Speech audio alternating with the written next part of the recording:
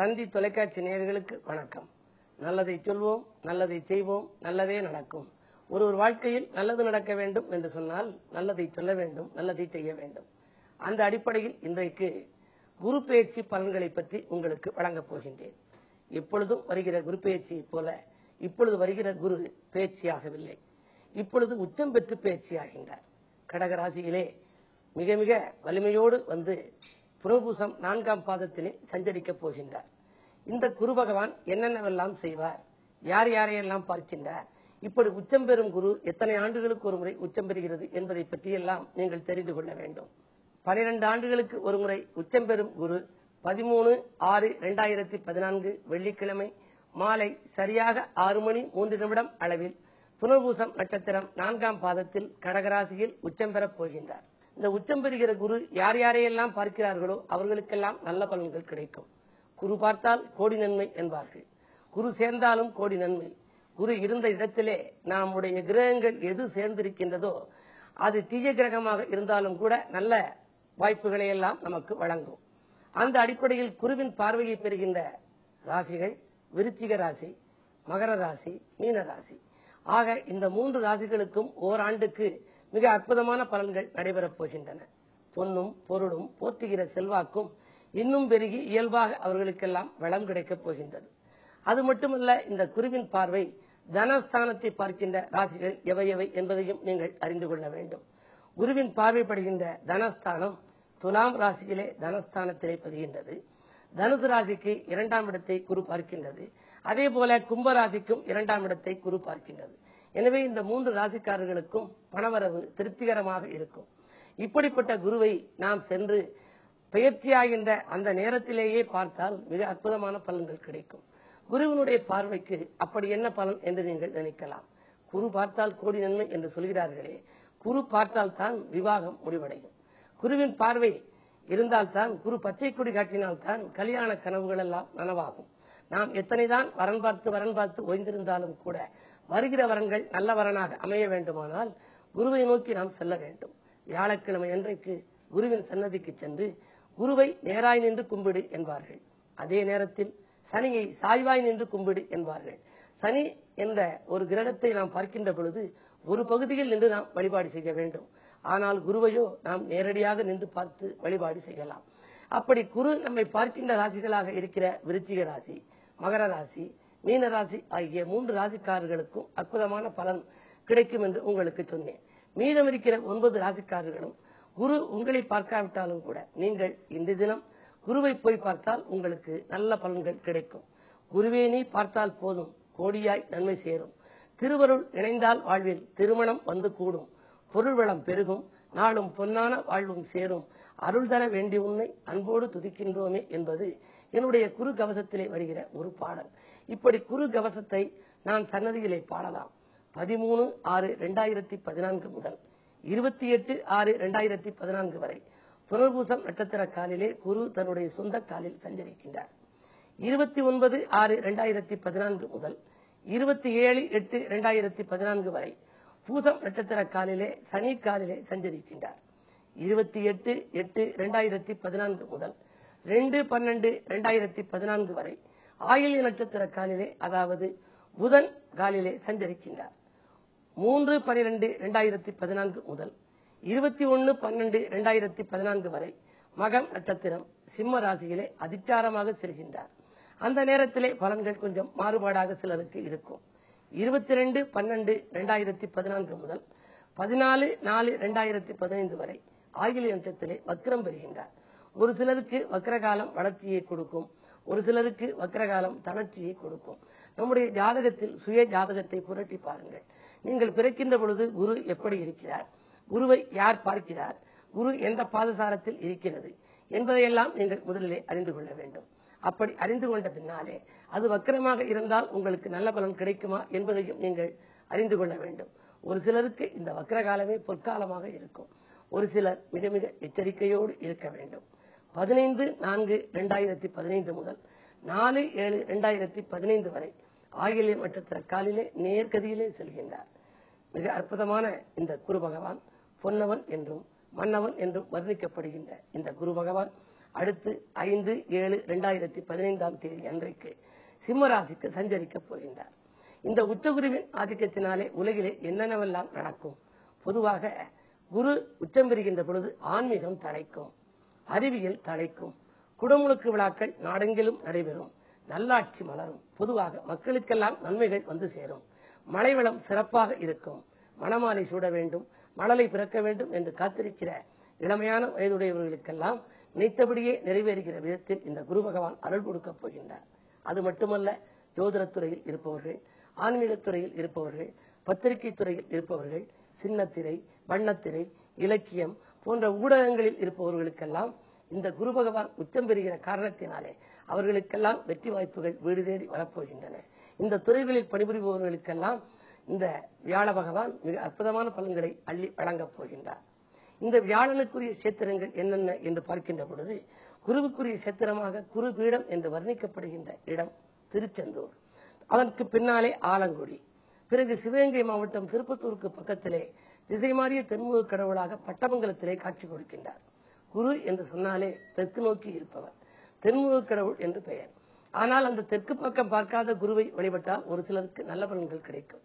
அப்படி திசை மாறிய குரு என்று வர்ணிக்கப்படுபவர் திருப்பத்தூர், அதாவது சிவகங்கை மாவட்டம் திருப்பத்தூருக்கு பக்கத்திலே இருக்கக்கூடிய பட்டமங்கலம் என்ற ஊரிலே வீட்டிலிருந்து அருள் வழங்குகின்றார். அதற்கு பின்னாலே குருவித்துறையிலே இருக்கிறது புளியரை, தஞ்சை மாவட்டம் திட்டை என்ற ஊர், பிறகு சென்னைக்கு பக்கத்திலே சென்னையிலேயே இருக்கக்கூடிய திருவலிதாயம் என்ற ஒரு இடத்திலே அற்புதமான குரு வீட்டிருக்கின்றார். சிவகங்கை மாவட்டம் கீழச்சுவல்பட்டியில் மனித தெய்வமாக வாழ்ந்து மலைவர பாடிய மகாகவி பாடுவார் முஸ்தபர் வீட்டிருக்கின்றார். அந்த பாடுவார் முஸ்தபர் ஆலயத்திற்கு சென்றாலும் குருவருளை நீங்கள் பெறலாம். சிங்கமுனரி என்று வர்ணிக்கப்படுகின்ற திருப்பத்தூருக்கு அருகிலே இருக்கக்கூடிய சிவகங்கை மாவட்டம் சிங்கமுனரியில் முத்துவடுகநாத சித்தர் என்று முன்னால் வாழ்ந்த ஒரு மிகப்பெரிய மகான். அவர் சொன்னதெல்லாம் நடந்தது. அவரையும் இந்த குருபீடத்தில் ஒன்றாக நாம் சேர்த்துக் கொள்ளலாம். இப்படி திருவெற்றியூர், திட்டை, மடப்புறம் இத்தனை ஊர்களிலும் குருவுக்குரிய ஆலயங்கள் இருக்கின்றன. இந்த குரு பயிற்சி அன்றைக்கு அருகில் இருக்கிற சிவாலயத்திற்கு சென்று குருவின் சன்னதியிலே நீங்கள் என்று குருவேனை பார்த்தால் போதும் கோடியாய் நன்மை சேரும் என்று சொல்லி அதனுடைய அருட்பார்வை பெறுகின்ற பொழுது உங்கள் பிரச்சனைகள் தீர வேண்டுமானால் நீங்கள் அர்ச்சனைகள் செய்ய வேண்டும். முல்லைப்பூ மாலை அணிவித்தால் எல்லையில்லாத நற்பலன்கள் கிடைக்கும். மஞ்சள் வண்ண வஸ்திரத்தை அணிவித்தால் நெஞ்சமகளும் வாழ்க்கை உங்களுக்கு அமையும். ஆக இந்த வியாழனை நீங்கள் மிகச் சிறப்பாக கொண்டாட வேண்டும். 12 ஆண்டுகளுக்கு ஒருமுறை உச்சம் பெறுகிற இந்த குரு பகவானை நீங்கள் கொண்டாடினால் குடும்பத்தில் மகிழ்ச்சி கூடும், செல்வ நிலை உயரும், பதவி வாய்ப்புகள் கிடைக்கும், பக்கபலமாக இருப்பவர்களின் எண்ணிக்கையும் உயரும். இனி 12 ராசிகளுக்கான பலன்களை தனித்தனியாக நாம் இப்பொழுது பார்ப்போம். மேசராசி நேயர்களே, உங்களுக்கெல்லாம் இந்த குரு பயிற்சி எப்படி இருக்கிறது என்பதை பார்ப்போம். உங்கள் ராசிக்கு 4ஆம் இடத்தில் குரு பகவான் உச்சம் பெறுகின்றார். உங்கள் ராசிக்கு 9, 12 ஆகிய இடங்களுக்கு அதிபதியான குரு பகவான் 4லே உச்சம் பெறும் பொழுது அர்த்தாஷ்டம குருவாக வந்துவிட்டார். நல்லது செய்வாரா என்று நீங்கள் குழம்ப வேண்டாம். உங்கள் ராசிக்கு 8ஆம் இடம், 10ஆம் இடம், 12ஆம் இடம் ஆகிய 3 இடங்களையும் குருவின் பார்வை படப்போகின்றது. குரு பார்க்க கோடி நன்மை என்பதால் குருவின் பார்வை பதியும் 8ஆம் இடம், 10ஆம் இடம், 12ஆம் இடம் ஆகிய 3ம் புனிதமடைகின்றன. எனவே இழப்புகளையெல்லாம் ஈடு செய்யும் வாய்ப்பு உருவாகப் போகின்றது.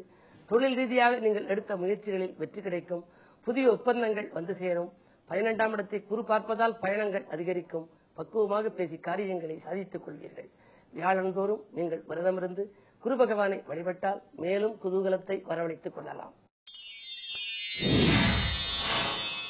ரிஷபராசி நேயர்களே, உங்களுக்கெல்லாம் இந்த குரு பயிற்சியை பொறுத்தவரை 3ஆம் இடத்தில் சஞ்சரிக்கும் குரு முன்னேற்றத்தை தரப்போகிறாரா என்று நீங்கள் நினைக்கலாம். குருவின் பார்வை பதியும் இடங்கள் 7ஆம் இடம், 9ஆம் இடம், 11ஆம் இடம் ஆகிய இந்த 3 இடங்களிலும் குருவின் பார்வை பதிவதனாலே அதன் மூலமாக அதற்குரிய ஆதிபத்தியங்கள் எல்லாம் சிறப்பாக நடைபெறப் போகின்றன. பொதுவாகவே களத்திரஸ்தானத்தை குரு பார்த்தால் கல்யாண வாய்ப்புகள் கைகூடி வரும். நீண்ட நாட்களாக பேசி பேசி விட்டு போன வரன்கள் எல்லாம் இப்பொழுது வீடு தேடி வரலாம். எனவே வாய்ப்புகள் வாயில் தேடி வருகின்ற ஒரு நல்ல நேரம் இந்த நேரம். 9ஆம் இடத்தை குரு பார்ப்பதால் ஒளிமயமான எதிர்காலம் உங்களுக்கு உண்டு. பொன்பொருள் சேர்க்கைக்கும் அத்திவாரம் முடிவீர்கள். தந்தை வழியில் ஏற்பட்ட உறவுகளில் இருந்த விரிசல்கள் அகலும். போதுமான அளவிற்கு பொருளாதார நிலை உயரப் போகின்றது. 11ஆம் இடத்தை குரு பார்ப்பதால் பயணங்கள் அதிகரிக்கும். வாகன யோகம் உண்டு. ஒரு சிலருக்கு வெளிநாட்டிலிருந்து கூட அனுகூல தகவல்கள் வந்து சேரலாம். என்ன இருந்தாலும் உங்கள் ராஜநாதன் சுக்கிரன், அதற்கு குரு பகைவன் என்பதனாலே நீங்கள் குரு பெயர்ச்சிக்கு முன்னதாகவோ அல்லது குரு பெயர்ச்சி அன்றோ அல்லது குரு பெயர்ச்சி முடிந்த ஒரு மாதத்திற்குள்ளாகவோ வழிபாடுகளை மேற்கொள்வது நல்லது. குறிப்பாக குருபீடம் எனப்படும் திருச்செந்தூருக்கு சென்று வழிபாடுகளை முடித்து வந்தால் திருப்தியான வாழ்க்கை உங்களுக்கு அமையும். மிதுனராசி நேயர்களே, உங்களுக்கெல்லாம் குரு ஜென்மத்திலிருந்து விலகிவிட்டது. 2ஆம் இடத்திலே குரு சஞ்சரிக்கின்றார். இந்த குருவின் பார்வை 6, 8, 10 ஆகிய 3 இடங்களில் பதிவாகின்றது. 6ஆம் இடம் என்று சொல்லும் இடம் எதிர்ப்பு, வியாதி, கடன் எனப்படுகின்ற இடம். 8 என்பது இழப்புகளுக்குரிய இடம். 10 என்றால் தொழில் ஸ்தானம். ஆக இந்த 3 ஸ்தானங்களையும் குரு பார்ப்பதனாலே எதிரிகள் எல்லாம் விலகி போவார்கள். குறிப்பாக எதிரிகள் உதிரிகள் ஆவார்கள். அஷ்டமத்தை குரு பார்ப்பதால் இனி உங்களுக்கு இழப்புகள் ஏற்படாது. வாங்கிய கடன்கள் எல்லாம் கொடுத்து மகிழ்வீர்கள். இனிமேல் கடன் சுமை குறையும், தொழில் வளம் பெருகும், புதிய தொழில்கள், கிளைத்தொழில்கள் தொடங்கலாமா என்ற சிந்தனை இனி வெற்றி பெறும். உங்களுக்குரிய தெய்வமாக விளங்குபவர் புதன். இருந்தாலும் இந்த குரு பயிற்சியை முன்னிட்டு நீங்கள் குருவை வழிபடுவது நல்லது. தென்முக கடவுள் இன்முகத்தோடு காட்சி தருகின்ற இடமான பட்டமங்கலத்திற்கு நீங்கள் வாருங்கள். சிவகங்கை மாவட்டம் பட்டமங்கலத்தில் இருந்து திசை மாறிய தென்முக கடவுளாக வீற்றிருக்கும் குருவை வழிபட்டு குதூகலத்தை வரவழைத்துக் கொள்ளுங்கள். கடகராசி நேயர்களே, உங்கள் ராசியில் தான் குரு உச்சம் பெறுகின்றார். வீடு தேடி வரும் விருந்தினரை வரவேற்பது தமிழர்களுடைய பண்பாடு. எனவே குரு வருகின்ற பொழுது நீங்கள் குருவின் சன்னதிக்கு சென்று குருவை ஆராதனைகள் செய்து அர்ச்சனை செய்து வழிபடுவதுதான் நல்லது. உச்சம் பெற்ற குரு ஜென்மத்தில் வருவதனாலே நீங்கள் எதற்கும் கவலைப்பட வேண்டியதில்லை. உங்கள் ராசியிலிருந்து 5ஆம் இடம், 7ஆம் இடம், 9ஆம் இடம் ஆகிய 3 இடங்களையும் பார்க்கின்றார்.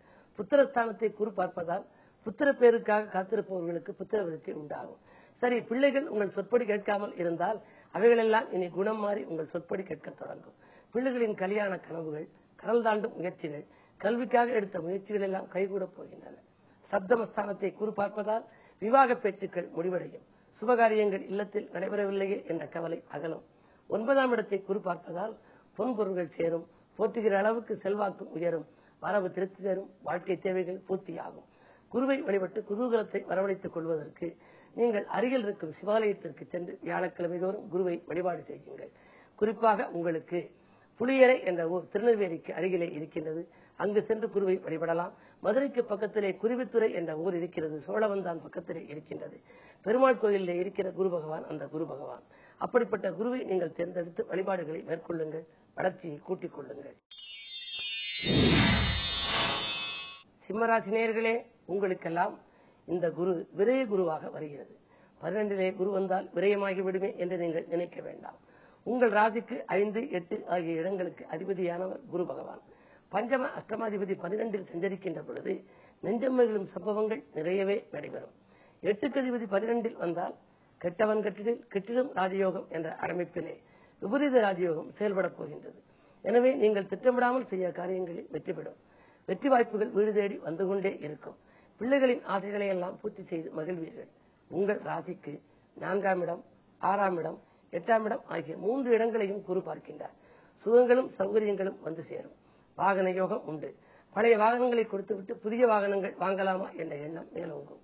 கடன் சுமை குறையும், கவலைகள் தீரும், இழப்புகளை எல்லாம் ஈடு செய்யப் போகிறீர்கள். பொது வாழ்வில் இருப்பவர்களுக்கெல்லாம் புதிய திருப்பங்களும் பொறுப்புகளும் வந்து சேரும். தலைமை பதவிகள் கூட தானாகவே வருவதற்கான அறிகுறிகள் தென்படுகின்றன. நீங்கள் வியாழந்தோறும் விரதமிருந்து குரு பகவானை வழிபடுவதோடு பிள்ளையார்பட்டி என்ற ஸ்தலத்திற்கு வாருங்கள். அங்கு இருக்கிற திசை மாறிய பிள்ளையார் வடக்கு பார்த்த அந்த கற்பக விநாயகரை வழிபட்டு அங்கு இருக்கிற நவகிரகத்தில் உள்ள குருவையும் வழிபட்டு வந்தால் வாழ்க்கை தேவைகள் பூர்த்தியாகும், வளர்ச்சி கூடும். கன்னிராசி நேயர்களே, உங்களுக்கெல்லாம் இந்த குரு அற்புதமான பலன்களை அள்ளி வழங்கப் போகிறது. வருகிற குரு உச்சமாக இருப்பது 11ஆம் இடத்திற்கு வந்திருக்கின்றது. 11ஆம் இடத்தில் உச்சம் பெறும் குருவால் உங்களுக்கு பலன்கள் நிறைய கிடைக்கும். பணமழையில் நனையப் போகிறீர்கள். பொதுவாக பொருளாதார நிலை மேலும் உயரும். இதுவரை இருந்த தனவரவில் இருந்த தடைகள் அகலும். குருவினுடைய பார்வை 3, 5, 7 ஆகிய இடங்களில் பதிகின்றது. 3ஆம் இடத்திலே குருவின் பார்வை பதிவதால் முன்னேற்ற தடைகள் எல்லாம் இனி ஏற்படாது. இனி எதை நீங்கள் நினைத்தீர்களோ அதை செய்து முடிப்பீர்கள். உடன்பிறப்புகள் உங்களுக்கு உதவிக்கரம் நீட்டுவார்கள். வாங்கிய கடனை திருப்பிக் கொடுத்து மகிழ்வீர்கள். அடகு வைத்த நகைகளை எல்லாம் மீட்டுக் கொண்டு வரும் வாய்ப்பு கிடைக்கும். 5ஆம் இடத்தை குரு பார்ப்பதால் பூர்வ புண்ணிய ஸ்தானம் வலுக்கிறது. எனவே பூர்வீக சொத்துக்களில் இருந்த தகராறுகள் அகலும். பஞ்சாயத்துக்கள் நல்ல முடிவுக்கு வரும். பிள்ளைகளாலும் உங்களுக்கு நன்மைகள் கிடைக்கும். சப்தமஸ்தானத்தை குரு பார்ப்பதால் சுபகாரிய பேச்சுக்கள் நல்ல முடிவுக்கு வரும். ஒப்பந்தங்களில் கையெழுத்திட்டு மகிழ்வீர்கள். அந்நிய தேச தொடர்பு கூட ஒரு சிலருக்கு எண்ணியபடியே நிறைவேறும். உங்கள் ஆசைகள் பூர்த்தியாக நீங்கள் சிவகங்கை மாவட்டம் சிங்கமுனரியில் இருக்கிற முத்துவடுகநாத சித்தரை வழிபட்டு முன்னேற்றத்தை எல்லாம் வரவழைத்துக் கொள்ளுங்கள். துலாம் ராசி நேயர்களே, உங்களுக்கெல்லாம் 10லே குரு சஞ்சரிக்கின்றார். 10லே குரு வந்தால் பதவி பறிபோகும், 10லே குரு வந்தால் பதவியில் மாற்றம் உண்டு என்றெல்லாம் சொல்வார்கள். ஆனால் நீங்கள் கவலைப்பட வேண்டியதில்லை. குருவின் பார்வை உங்கள் ராசிக்கு 2, 4, 6 ஆகிய 3 இடங்களிலும் பதிவாகின்றது. பொதுவாகவே இந்த உலகத்திலே வாழ்வதற்கு பொருளாதாரம் தேவை. எனவே பொருளை ஆதாரமாக கொண்டு நடத்துகிற வாழ்க்கைக்கு பணபலம் தான் நமக்கு முக்கியம். அந்த பணம் என்று இருக்கிற இடம் 2ஆம் இடம். அந்த 2ஆம் இடத்தை குரு பார்ப்பதால் இனிமேல் பணப்புழக்கம் அதிகமாகவே இருக்கும். 4ஆம் இடத்தை பார்ப்பதால் சுகங்களும் சந்தோஷங்களும் கூடும். 6ஆம் இடத்தை பார்ப்பதால் உத்தியோக உயர்வு, ஊதிய உயர்வு, எதையும் நீங்கள் திட்டமிட்ட காரியங்களை திட்டமிட்டபடியே செய்யும் வாய்ப்புகள் அத்தனையும் கிடைக்கும்.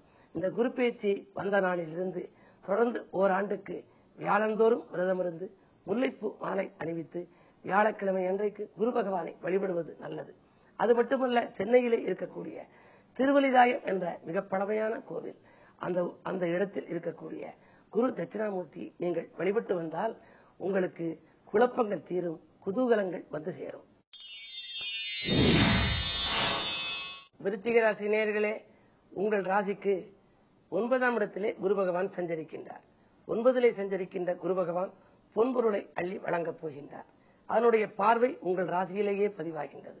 குரு பார்க்க கோடி நன்மை என்பது உங்களுக்கு பொருத்தமாக இருக்கும். உங்கள் ராசியையும் குரு பார்க்கின்றார்.